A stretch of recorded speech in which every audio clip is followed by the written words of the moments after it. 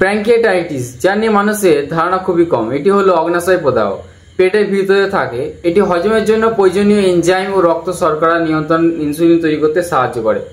ঠিক আছে, যখন এটা হঠাৎ হয় তাকে অ্যাকিউট প্যানক্রিয়াটাইটিস বলা হয়, এবার দীর্ঘদিন ধরে চলে গেলে সেটা ক্রনিক প্যানক্রিয়াটাইটিস বলা হয়।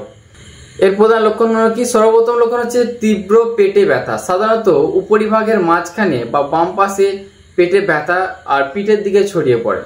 নাম্বার 2 হচ্ছে বমি বমি ভাব বা বমি হওয়া। নাম্বার 3 হচ্ছে ফুলে যাওয়া পেট ও গ্যাস। নাম্বার 4 হচ্ছে জ্বর আসা কখনো কখনো। নাম্বার 5 হচ্ছে খাবার পর ব্যথাটা বেড়ে যায়। নাম্বার 6 হচ্ছে দ্রুত ওজন কমে যায় ক্রনিক প্যানক্রিয়াটাইটিস হলে। নাম্বার 7 হচ্ছে তৈলযুক্ত ও ভাসমান স্টুল। তাছাড়া আপনার চোখ ও ত্বক হলুদ হয়ে যাবে।